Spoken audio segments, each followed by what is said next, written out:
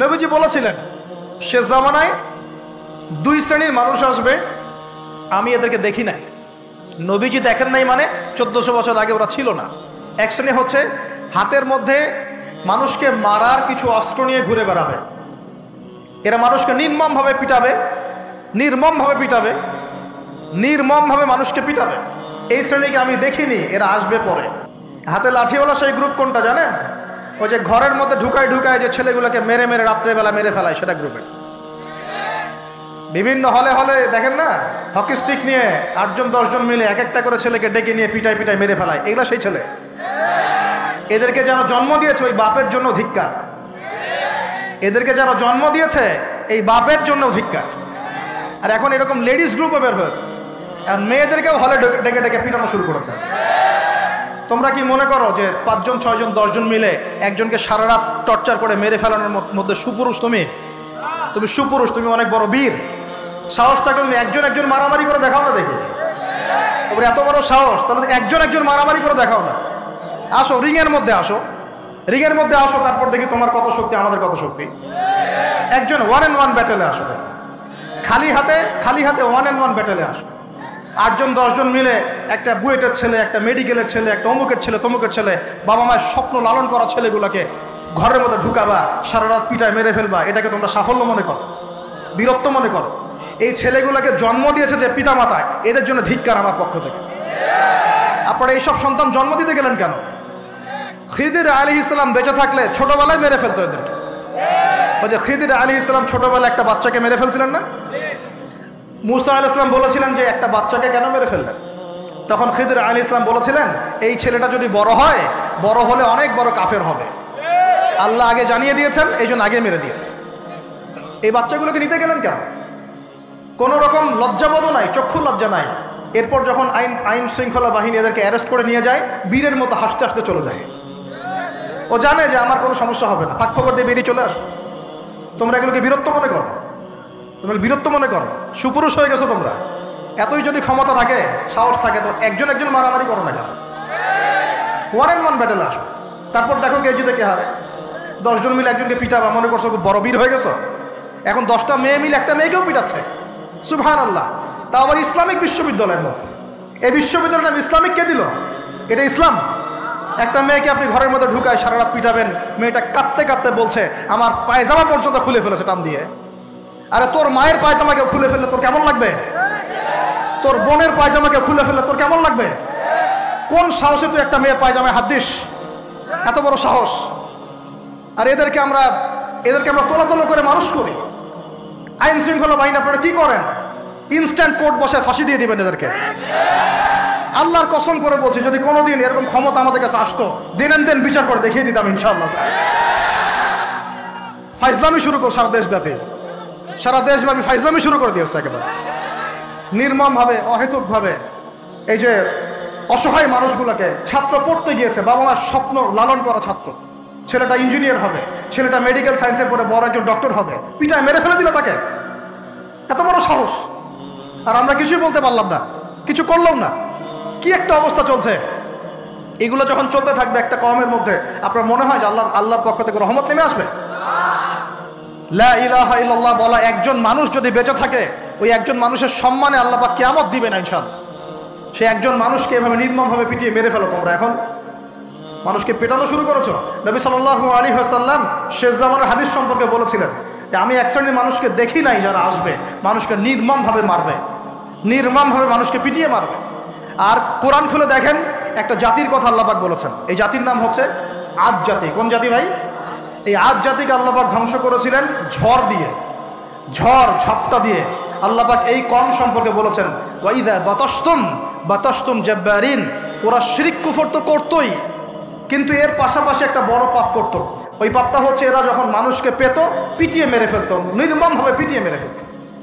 এই আদ জাতির পাপ তোমরা করা শুরু করেছো। এখন আমাদের শহরে এগুলো চলছে না? এখন দিনে দুপুরে রাস্তাঘাটে এগুলো চলছে। শিক্ষা প্রতিষ্ঠানে গিয়ে এগুলা মাস্তানি করতে গিয়েছো তোমরা। আবার তোমরা মাহফিল করে আমাকে ডাকো ওয়াজ নসিহত করতে। আমার সাথে এগুলোর কোনো সম্পর্ক নেই। আর আমার কাছে তোমরা ভালো কিছু পাবা না। আমার কাছে ইনশাল্লাহ হকটাই পাবো, বাতিল পাবা না ইনশাল্লাহ। আমার ভাই হয়ে যদি এই কাজ করো, আমি তোমার চেহারা পর্যন্ত দেখতে যাবো না ইনশাআল্লাহ। আল্লাহ রাব্বুল আলামিন আমাদেরকে ওমরের শাসন দান করুন বলে আমিন। একটা মাস ওমরের শাসন যদি চলে না, দেখবেন সব লাইনে চলে আসছে ইনশাআল্লাহ। একটা মাস খালি, একটা মাস খালি ধর্ষণের বিচার করা শুরু করেন, ধর্ষণ করার সাহস খুঁজে পাবেন ইনশাআল্লাহ। ওয়াজ মাহফিলগুলোকে দিনের এই পবিত্র আমানতগুলোকে অনেক জায়গায় ঠাট্টা মশকরার পাত্র বানানো হয়েছে। কোথাও দেখা যায় যে ওয়াজ মাহফিল সিজনে যে বললাম ডিজে জিকির চালু করা হয়েছে। ফাইজলামি শুরু করছো দিন নিয়ে, তোমরা ফাইজলামি শুরু করছো। আবার বলছো 22 বছর থেকে ওয়াজ করি, 22 বছর থেকে মানুষকে হাসাও, এটা বলতে পারো। 22 বছর ওয়াজ আবার কখন করলো? থ্রেট করো যে চোখ গরম করবা না। আল্লাহর কসম, যদি ক্ষমতা থাকতো হাড্ডি পিটায় ঠিক করে রাখিতাম ইনশাআল্লাহ। ওয়াজ মাহফিলের মঞ্চকে বসে তোমরা ডিজে জিকির বানাবা, এখানে ওয়াজ মাহফিলে ডিজে জিকির শিখাবা, মানুষকে বাউল বানানো শুরু করেছো, গাল গল্প কেচ্চা কাহিনী শুরু করেছো। ইনশাআল্লাহ তাআলা অচিরেই এই উম্মতের মধ্যে এমন নেতৃত্ব আসবে ইনশাআল্লাহ, যে নেতৃত্বের আন্ডারে ইনশাআল্লাহ তাআলা জমিন থেকে জুলুমের শেকড় উপরে যাবে ইনশাআল্লাহ। আমরা আল্লাহর কাছে দোয়া করি, আল্লাহ পাক আমরা বেঁচে থাকি যেন আল্লাহ পাক নিয়ে আসেন ইনশাআল্লাহ। সারা দুনিয়া জুড়ে ফাইজলামি শুরু হয়ে গেছে, সারা বিশ্ব জুড়ে এই যে পশ্চিমাদের যে আগ্রাসন, মুসলিম বিশ্বের আনাচে কানাচে অসহায় মুসলিমদেরকে নির্যাতন করা হচ্ছে নির্মমভাবে। একটা বাচ্চা সে জানে না যে শিয়া কি সুন্নি কি, বোম মেরে নষ্ট উড়িয়ে দেওয়া, মাথার খুলি উড়িয়ে দেওয়া। একটা বাচ্চা, একটা মা জানে না শিয়াইজম কি সুন্নিজম কি, মিসাইল মেরে বোম মেরে হত্যা করে দেওয়া। ফাইজলামি শুরু হচ্ছে সারা বিশ্ব জুড়ে, এগুলোই চলতেছে। সারা বিশ্ব জুড়ে মিডিয়ার মধ্য দিয়ে মুসলিমদেরকে আজকে সন্ত্রাসী বানানো হয়ে গিয়েছে। সারা বিশ্বে রক্তও ঝরবে আমাদের, আবার আমাদেরকেও সবাই সন্ত্রাসী বলে বেড়াবে। নাটক শুরু করেছে, নাটক। সারা বিশ্ব জুড়ে সবচেয়ে শান্তিকামী মানুষ কারা? আমরা, অন্য কেউ আছে? সারা বিশ্বের মানুষের, নিরীহ মানুষের রক্ত কাদের হাতে লেগে আছে? আমাদের হাতে। আমরা ইরাকে মানুষ হত্যা করেছি, আমরা আফগানিস্তানে মানুষ হত্যা করেছি, আমরা উইঘুরদেরকে হত্যা করেছি, আমরা রোহিঙ্গাদেরকে হত্যা করেছি, আমরা বিগত 12, 14, 15 বছর ধরে সিরিয়াতে বাচ্চাদেরকে হত্যা করেছি, বিগত প্রায় 70 বছর থেকে প্যালেস্টাইনে আমরা মানুষকে হত্যা করেছি। আমরা কি এই যে লেবানন, জর্ডান এই জায়গাগুলোতে মানুষকে আমরা মারছি? তাহলে সারা বিশ্বে আমাদেরকে আজকে সন্ত্রাসী কেন বলা হয়? কি কারণে বলা হয়? আর আমরা কেউ কোনো কথাও বলি না, মন থেকে ঘৃণাও করি না। এই কথাগুলো বলবেন কারা? বলবেন তো আলেম ওলামারা। এখন যদি আমরা এই ওয়াজ মাহফিলের স্টেজগুলোকে সার্কাসের মঞ্চ বানিয়ে ফেলি, এই আমানতের হক কে আদায় করবে? কে আদায় করবে? আল্লাহ পাক আমাদের সবাইকে বোঝার তৌফিক দান করুন। আমরা আশা করি ইনশাআল্লাহ তাআলা আমাদের উপরে যারা আছেন তাদের বোধোদয় হবে ইনশাআল্লাহ তাআলা। আমরা কারো শত্রু নই, ইসলাম কারো শত্রু নয়, কারো খারাপ চায় না।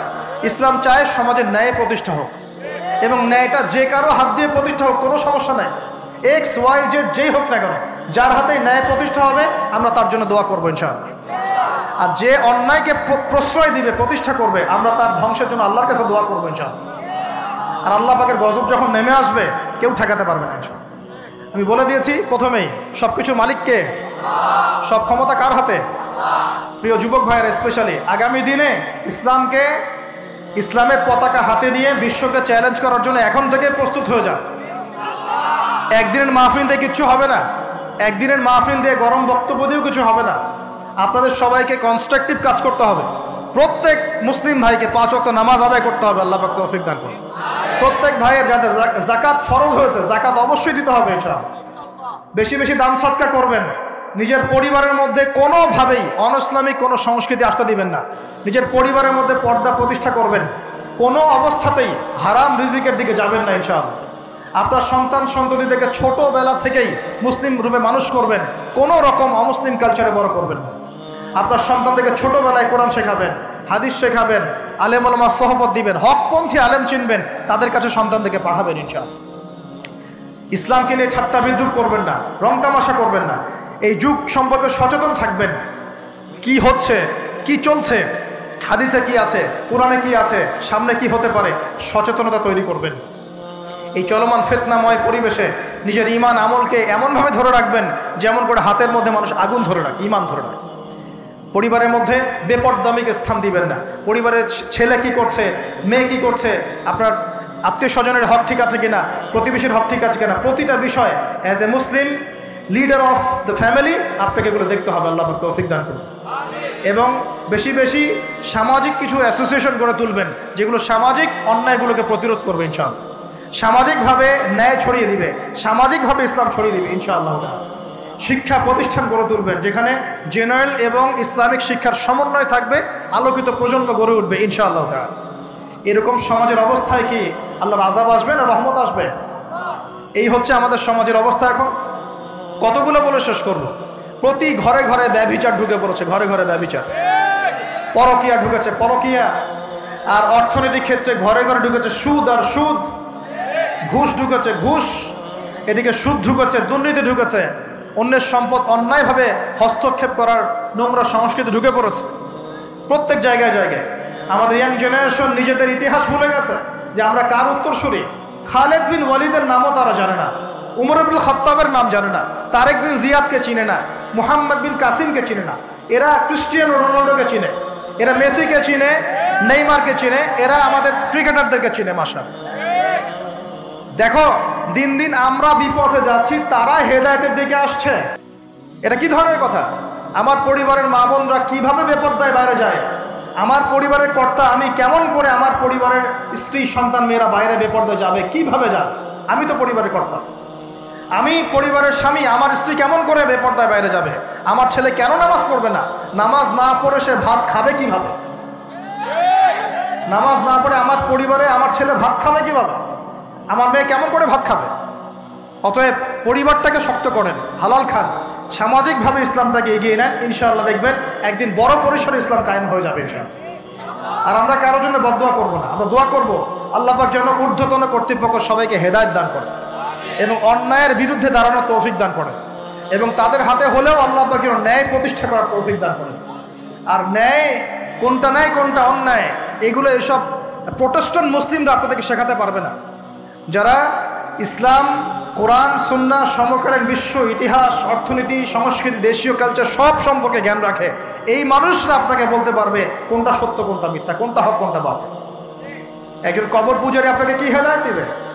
একজন মাজার পূজারী আপনাকে কি হেদায়েত দিবে? একজন বেদাতি আপনাকে কি হেদায়েত দিবে? হেদায়েত তো নিতে যান খালি ওদের কাছে, আর জ্ঞানী মানুষকে তো মূল্যায়ন করেন না। যারা বুদ্ধি বিক্রি করে খায় ওদের কাছে পরামর্শ নিচ্ছেন। আর কিছু বিষয় বলতে বলতে মুখের ফেনা উঠিয়ে দিলাম, তারপরেও কোনোদিনও বললেন না যে হ্যাঁ কথাটা গ্রহণ করা যায়। কি আশ্চর্য!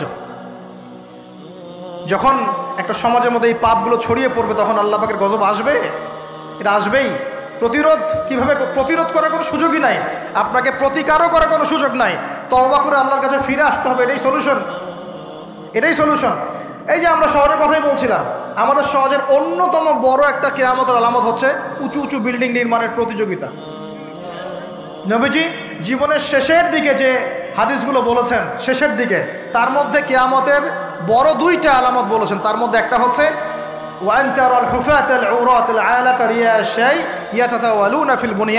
যখন দেখবে সমাজের সবচেয়ে নিম্ন শ্রেণীর মানুষেরা, রাখাল টাইপের মানুষ, গায়ে জামা নাই, পায়ে স্যান্ডেল নাই, উঁচু উঁচু বিল্ডিং নির্মাণের প্রতিযোগিতা করছে। ধনীরা বিল্ডিং নির্মাণ করবে এমনটা নবীজি বলেন নাই। নবীজি বলছেন গরিব, ফকির, মিসকিন, গায়ে কাপড় নাই, স্যান্ডেল নাই, এরা বিল্ডিং নির্মাণ করবে না, প্রতিযোগিতা করবে একে অপরের সাথে। এখনকার আরব বিশ্বটা এর জাজল্যমান দৃষ্টান্ত, এখনকার আরব বিশ্বটা এর জাজল্যমান দৃষ্টান্ত। অনেক সালফে সালেহিন বলেছেন যে এই হাদিস থেকে আরবদেরকে ইশারা করা হয়েছে। এটা আমাদের ঢাকার মধ্যে চলে আসছে। আজ কালকে যার এক জায়গা টাকা পয়সা ছিল না, আজকে 10 তলা 20 তলা ফ্ল্যাটের মালিক। কিভাবে সম্ভব? সুদের মধ্য দিয়ে সম্ভব, দুর্নীতির মধ্য দিয়ে সম্ভব, কালো টাকার মধ্য দিয়ে সম্ভব, অন্যের সম্পদ অন্যায়ভাবে হস্তক্ষেপ করার মধ্য দিয়ে সম্ভব। আর মাশাআল্লাহ, যার একটা 5-10 তলা বাড়ি আছে আমাদের শহরে, অন্য মানুষকে মানুষই মনে করে, ভাড়াটিয়াকে মনে করে যে তেলাপোকা, ককরোচ, ছিছি করে তাড়াচ্ছে। কত যে শর্ত! কোনো কোনো সময় এমনও হয়েছে মানে বাড়ি ভাড়া চাইতে গিয়ে যে বেইজ্জত হতে হয়েছে, মনে হলো যে বাড়ি ভাড়া চাইতে গিয়ে মানে নিজের সম্মান নিজে নষ্ট করে ফেললাম। সুবহানাল্লাহ। কারণ যখন নিম্ন শ্রেণীর মানুষের কাছে অর্থ আসে তখন কিন্তু এদের মধ্যে কালচার আসে না, কালচার আসে না। সম্পদ আসে ঠিকই, কিন্তু কালচার, সভ্যতা আসে না। তারা অসভ্যই থেকে যায়। কাকে সম্মান দিতে হবে, কাকে দিতে হবে না সেটাও জানে না। কথা বুঝতে পারছেন? এটা আমাদের সমাজ এখন চলছে, হাইলি কনস্ট্রাক্টেড বিল্ডিংসের প্রতিযোগিতা। আর আমরা বলবো কেন, এই যে এখনকার সেকুলার রিপোর্টগুলোই বলছে বেশিরভাগ বিল্ডিংয়েরই দেখা যায় যে কোনো রকমের ভিত্তি নাই। এই 5-6 মাত্রা ভূমিকম্প হলেই সব ধর করে পড়ে যায়। আরও এই যে অহংকার, আমি একটা ফ্ল্যাটের মালিক, ঢাকা শহরে মনে হচ্ছে যেন পরিচয়ের মানদণ্ড হচ্ছে এটাই। জিজ্ঞাসা যদি করেন যে ভাই আপনার নাম কি করেন, বলবে ওই যে ফ্ল্যাটটা দেখছেন 10 তলা ওইটা আমার। ভাবখানা এমন যে এটাই তার পরিচয়ের মানদণ্ড। সে কি করে, তার শিক্ষাগত যোগ্যতা কি, কোন প্রফেশন, এগুলো বড় কথা নয়। ওই যে ফ্ল্যাটটা দেখছেন 6 তলা ওইটা আমার। অনেকে এসে পরিচয় দেয়, আমি অমুক পার্টির অমুক, আমি অমুক পার্টির তমুক, আমি অমুকের সাধারণ সম্পাদক, আমি অমুকের সভাপতি। এগুলো পরিচয়, এগুলোই মানুষের পরিচয়। আমি অমুক দল করি, তমুক দল করি। পরিচয় কি তোমার? তুমি কি এই পরিচয় দিয়ে কাল কিয়ামতের মাঠে আল্লাহর সামনে দাঁড়াবা? তোমার পরিচয়টা কি? পরিচয় হচ্ছে তোমার শিক্ষাগত যোগ্যতা কি, তুমি সমাজকে কতটুকু সার্ভ করতেছো, তোমার ইলমি যোগ্যতা কি, তুমি 5 ওয়াক্ত নামাজ পড়ো কিনা, তুমি ইসলামপন্থী কিনা, তোমার সুন্নত আছে কিনা, তুমি দিনের জন্য কি করো, এগুলো তোমার পরিচয়। আল্লাহ রাব্বুল আলামিন আমাদের কথাগুলো বোঝার তৌফিক দান করুন। আমাদের সমাজে হাইলি কনস্ট্রাক্টেড বিল্ডিংসের এগুলো প্রতিযোগিতা চলছে। দেখেন, বিল্ডিং নির্মাণ করা পাপের কিছু নয়, কিন্তু এগুলোর মধ্য দিয়ে অহংকার করাটাই পাপের। আর অহংকার করলে আল্লাহ পাক এগুলোকে ধসিয়ে দিতে সময় নেবেন না। আল্লাহ পাক আমাদেরকে বোঝার তৌফিক দান করুন। আমাদের সমাজে রন্ধে রন্ধে এগুলো চলছে, আমানতের খেয়ানত, অবিশ্বাস, সুদ চলছে, জেনা চলছে, ফ্ল্যাটে ফ্ল্যাটে জেনা চলছে, ফ্ল্যাটে ফ্ল্যাটে জেনা। জেনা মানে শুধু শারীরিক ইলিগেল ফিজিক্যাল রিলেশনশিপই নয়, জেনার মধ্যে চোখের জেনা আছে, কথার জেনা আছে, চলাফেরার জেনা আছে। নবীজি বলেছেন শেষ জামানায় এক শ্রেণী মেয়ে আসবে যারা পুরুষের কাপড় পরে ঘুরবে। এটা দেখার জন্য আপনি ঢাকার শপিং মলে চলে যান, শপিং মলে যান, কিয়ামত দেখতে পারবেন। কিয়ামত কাকে বলে? কিয়ামত কাকে বলে? কেউ কেউ দেখা যায় সুন্দর সুন্দর বোরখা বানিয়ে নিয়েছে, যে বোরখাগুলো পরেও তার মানে শরীরে কাঠামো স্পষ্ট বোঝা যাচ্ছে। এখানে আপনি কাকে দায়ী করবেন, কাকে দোষ দিবেন? অবৈধ সম্পর্ক ঢাকা শহরে রন্ধ্রে রন্ধ্রে ঢুকে গেছে। অবৈধ সম্পর্ক, টিনেজ 8-10 বছর, ক্লাস 8-এ পড়ে, ক্লাস 9-এ পড়ে, 10-এ পড়ে, এদের মধ্যে ইলিগাল সম্পর্ক চলছে। ইউনিভার্সিটিতে পড়ে, স্কুল কলেজ পাশ করে বিশ্ববিদ্যালয়ে গিয়েছে, ব্যাস ও মনে হয় যে একেবারে পাখা ওর গজায় গেছে, যা ইচ্ছা তাই করতে হবে। মেয়েকে দিয়েছেন একটা স্মার্টফোন, ব্যাস নষ্ট হয়ে গেছে। ছেলেকে দিয়েছেন একটা বাইক, ও দেখ মাদকের আসরে বসে আছে। কি একটা অবস্থা! এই যুব সমাজ কি আগামী দিনে ইসলামের পতাকা বহন করবে? এই যুব সমাজকে দিয়ে ইসলামের বিজয় লাভ হবে, নাকি আমাদের একটা ঈমান দীপ্ত যুব সমাজ দরকার? কোনটা? আল্লাহ পাক আমাদের সবাইকে আল্লাহর পক্ষ থেকে ঈমান দান করুন। আর আমি আর লম্বা করতে থাকলে সারা রাত যাবে গা।